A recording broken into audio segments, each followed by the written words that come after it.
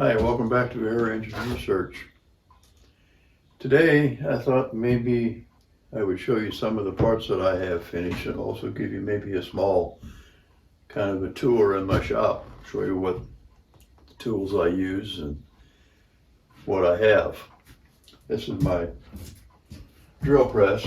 I do a lot of different drilling and milling things with it, but the main thing is for some of the heavier drilling. I have a clutch milling machine that it also can be used as a drill, but it has all plastic gears and things inside. And I've already broke one of the sets of gears in it, and I don't want to break any more, so I only use it for the light milling stuff and light drilling.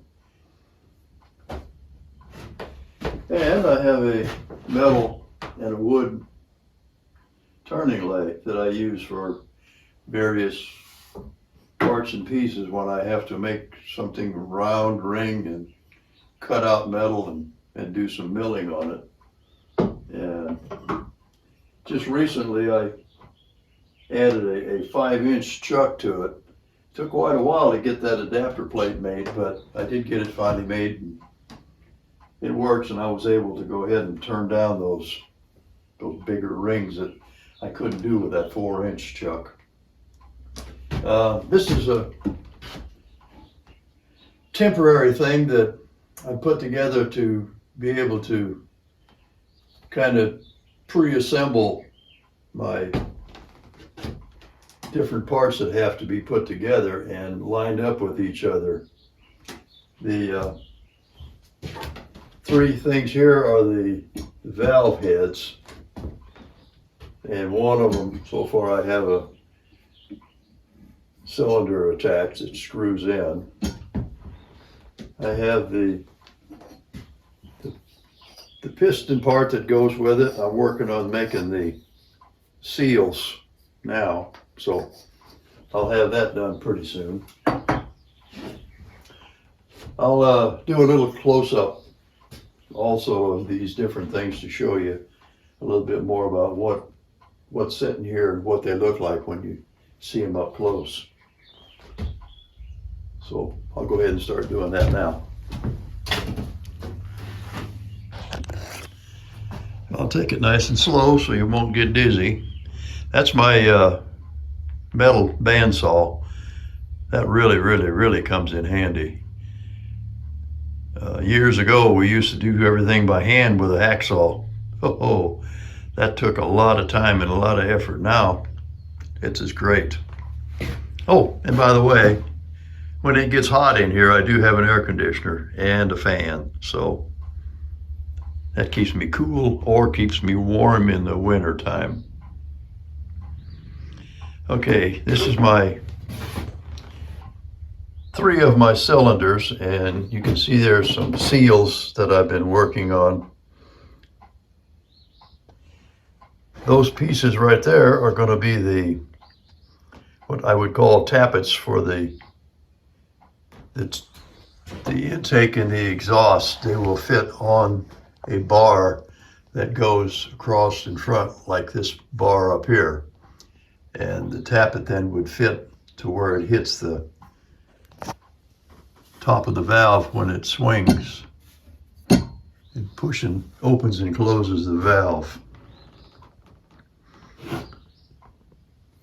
There's the 7/8-inch bearings.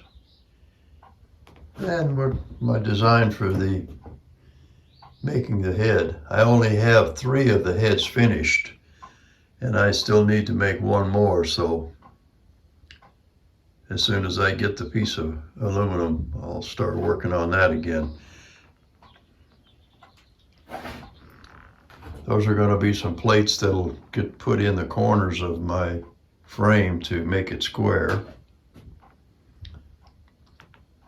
My little air compressor and my metal lathe. I have a number of turning tools and things that go with it, so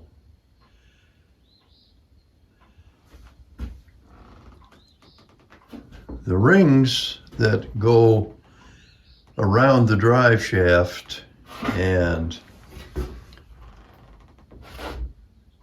push and pull on the rotator shaft assembly, which is this thing when it's put together. And then that goes inside of the ring. And as the cylinder pushes up and down on the ring, it'll cause the inside to rotate. And that's what will actually make the engine run.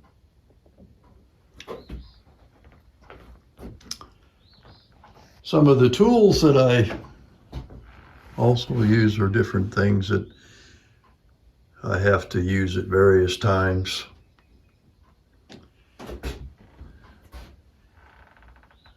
I have a tie-down kit, a bunch of vices and clamps and things that I will be using over time. But for now, I've still got some more work to do. And I have to have, actually I have to have these stems welded in there yet. They're not welded, but when I get that done, then I can actually start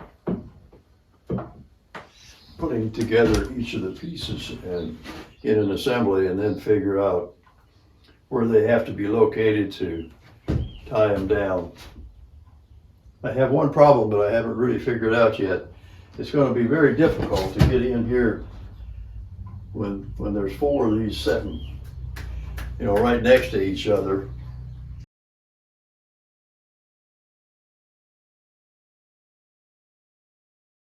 To get in there with my adjustments and stuff to tighten these up, and